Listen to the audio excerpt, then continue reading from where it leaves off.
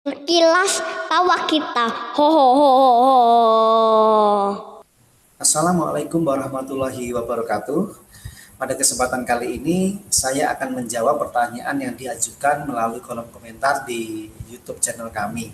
Nah, kali ini pertanyaan yang diajukan berasal dari Ibu Tri Setiawati. Pertanyaannya, bagaimana ya Pak cara mengetahui minat anak kita untuk memilih jurusan yang tepat di perguruan tinggi?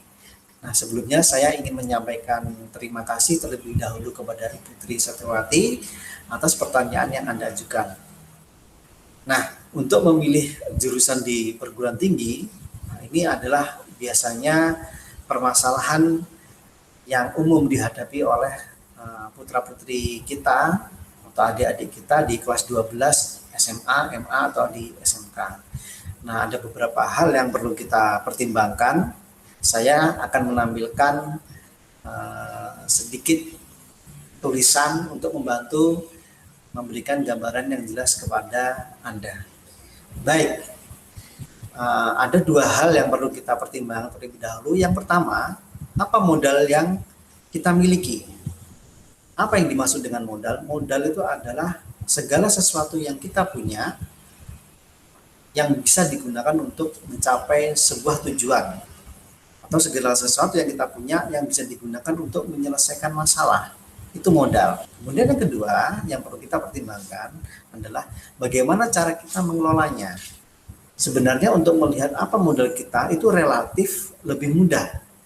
Nah, yang menjadi persoalan adalah di bagian yang kedua, bagaimana cara kita mengelolanya. Apakah cara kita mengelolanya itu efektif, efisien, atau justru sebaliknya. Untuk menjelaskan bagian modal, ada 4 yang bisa kita periksa. Yang pertama, prestasi. Nah, prestasi ini apa? Prestasi ini terkait dengan mata pelajaran dan ekskul yang menonjol dari anak didik atau dari putra-putri kita. Nah, mata pelajaran seperti apa? Misalnya, dia mengambil jurusan di IPA, dari mata pelajaran di jurusan tersebut, bagian mata pelajaran apa saja yang mempunyai nilai paling menonjol, satu. Yang kedua, mata pelajaran apa yang paling mudah dia kuasai. Pertimbangan yang lain yang bisa kita lihat dari mata pelajaran di sekolah adalah apakah nilai itu adalah hasil pencapaian non remedi, misalnya ya, misalkan mata pelajaran matematika dia mendapatkan nilai sesuai dengan KKM atau di atas KKM tanpa harus remedi, itu salah satu yang bisa kita pertimbangkan. Kemudian yang kedua, kita bisa mempertimbangkan prestasi dia di luar kegiatan akademik di sekolah, misalnya dia ikut ekstrakurikuler tertentu. Nah, di ekstrakurikuler tertentu itu dia punya prestasi yang baik. Misalkan dia ikut kejuaraan lomba bela diri misalnya ya. Dalam lomba kejuaraan bela diri dia mendapatkan prestasi, menjuari lomba di tingkat, misalkan di tingkat kota atau di tingkat provinsi, bahkan di tingkat nasional. Itu adalah salah satu kegiatan prestasi yang bisa kita pertimbangkan untuk dijadikan modal dia menempuh pendidikan tinggi. Itu yang pertama. Kemudian yang kedua, kita bisa melihat modal yang lain adalah bakat. Bakat ini kita bisa melihat dengan 3 ciri. Ya. Yang pertama, apa keunggulan yang dimiliki? Yang dimaksud keunggulan adalah segala sesuatu yang kita miliki, ya, yang seandainya misalnya kita mempelajari hal tersebut, apa saja kita bisa menguasainya dengan cepat dibandingkan dengan kebanyakan orang. Misalnya, kalau orang lain membutuhkan waktu lebih lama dalam menguasai sebuah teknik tertentu, itu membutuhkan waktu 1 jam. Kita mungkin kalau dikatakan punya bakat dalam bidang tertentu, kita akan menguasainya dalam waktu yang relatif lebih singkat, misalkan dalam waktu 5 hingga 10 menit. Dan dalam bidang yang hampir sama, dimanapun kita berada, kita selalu bisa dengan cepat menguasai. Itu adalah keunggulan, dan itu bisa dikategorikan dalam bakat. Nah, yang kedua, apakah ada penguasaan skill? Bakat itu adalah anugerah yang diberikan oleh Yang Maha Kuasa kepada kita, dan setiap orang pasti diberikan bakat yang berbeda-beda. Apabila kita menggunakan bakat kita, atau dengan kata lain bakat ini diandaikan senjata utama kita, tentunya kita akan lebih mudah menghadapi kompetisi yang sedemikian keras. Yang ketiga, minat dan hobi. Nah, minat ini dipengaruhi oleh tiga hal. Yang pertama, wawasan. Semakin luas wawasan kita, itu akan semakin memberikan banyak alternatif yang beragam, sehingga pilihan-pilihan yang kita punya akan lebih terbuka. Yang kedua, pengaruh lingkungan.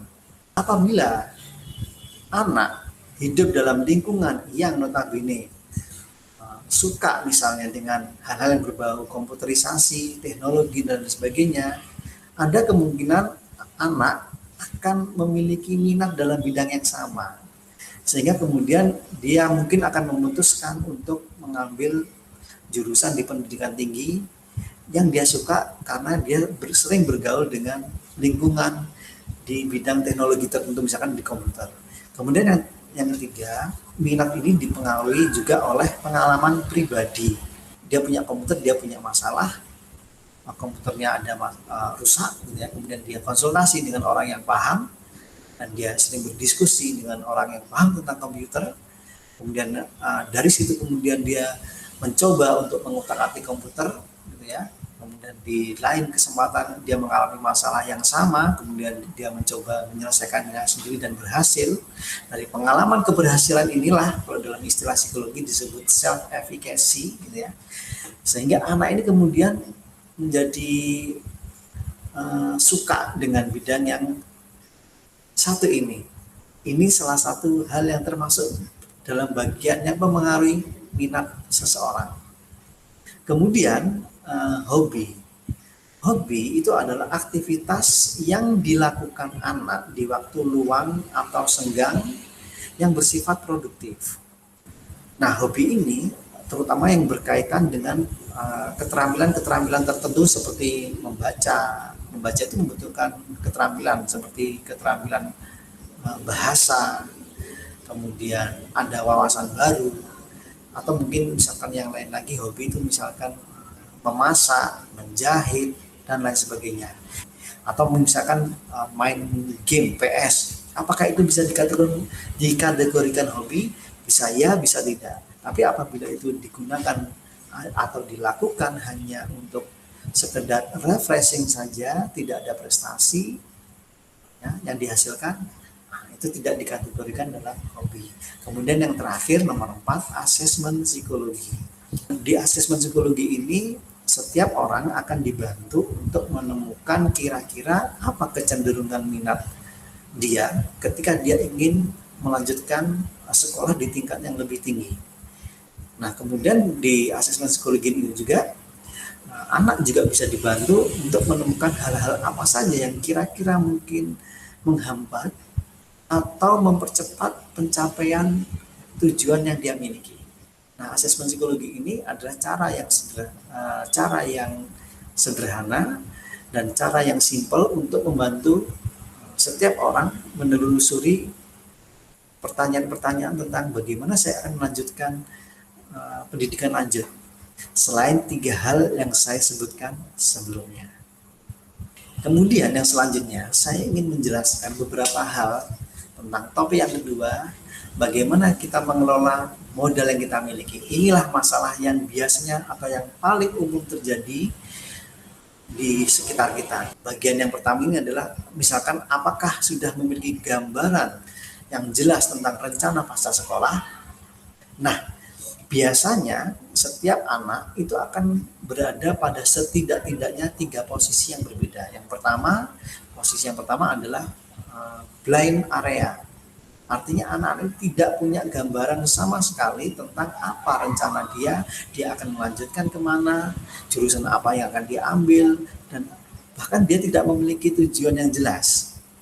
Itu yang pertama. Kemudian yang kedua, posisi samar-samar.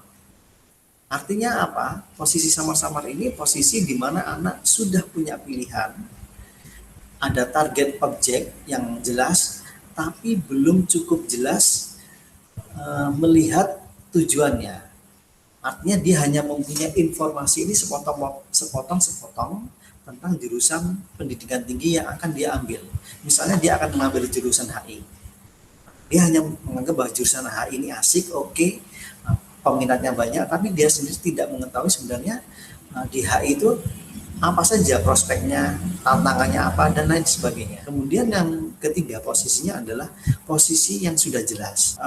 Yang ketiga ini biasanya anak sudah punya pilihan yang matang, pertimbangan yang cukup matang juga, dan dia sudah mengetahui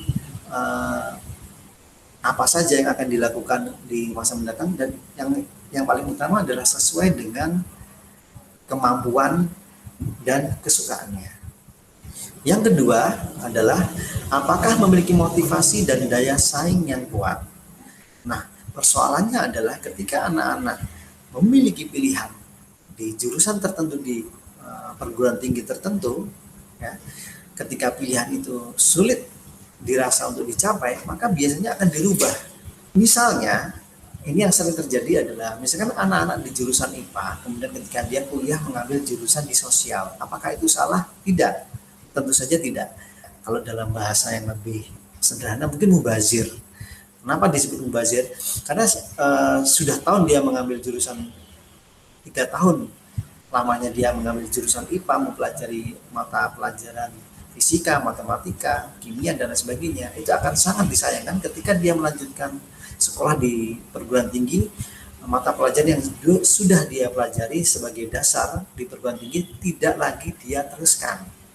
Kemudian yang ketiga, bagaimana anak memilah, mengklasifikasikan informasi pilihan yang sangat beragam.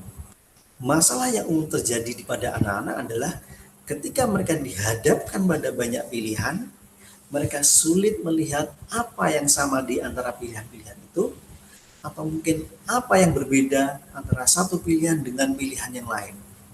Sesuatu tampak sama tapi sebenarnya berbeda, atau sesuatu yang tampaknya berbeda tapi sebenarnya sama. Anak-anak mungkin sering kali tidak memeriksa pilihan-pilihan yang ada di depannya. Misalnya ketika mereka memilih satu jurusan di pendidikan tinggi, semestinya mereka mencari informasi yang cukup tentang jurusan tersebut, informasi tentang apa saja prospeknya, kemudian tantangan-tantangan selama kuliah seperti apa, bertanya kepada orang yang pernah mengambil atau kuliah di jurusan tersebut, sehingga ketika mereka mempunyai informasi yang cukup, mereka bisa menentukan apakah ini jurusan yang tepat untuk saya atau tidak.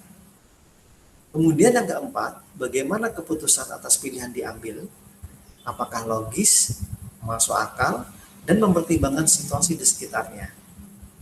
Keputusan yang bermasalah biasanya didahului oleh cara mengelola informasi anak-anak yang tidak akurat. Ini berada di fase sebelumnya, ketika mereka menerima informasi, kemudian mereka tidak memeriksa secara detail dan spesifik. Resikonya adalah ketika mereka mengambil keputusan itu adalah keputusan yang bermasalah. Dan yang terakhir, ini terkait dengan orang lain. Nah, apakah anak cukup terbuka untuk berdiskusi dengan orang tua, saudara, kemudian dengan siapapun tentang rencana-rencana dan pilihan-pilihan pribadinya? Mungkin ada kecenderungan dari salah satu pihak saling memaksa. Nah, sebaiknya ini dihindari. Bicarakanlah pilihan-pilihan secara terbuka terlebih dahulu, pelajari terlebih dahulu setiap detail pilihan yang ada, sesuaikan dengan kemampuan, dan yang perlu kita pertimbangkan juga adalah apakah jurusan pilihan tersebut memang betul-betul disukainya dan sesuai dengan kemampuan dia. Nah, itulah beberapa hal yang bisa kita pertimbangkan untuk membantu putra atau putri kita memilih jurusan di pendidikan tinggi. Nah, kami menawarkan kepada Anda dalam program PSA kita untuk membantu putra dan putri Anda menelusuri apa kecenderungan minat pendidikan tinggi. Sehingga dengan ini Anda akan lebih mudah untuk melihat dan memutuskan masa depan putra atau putri kita. Terima kasih. Sampai berjumpa kembali. Wassalamualaikum warahmatullahi wabarakatuh.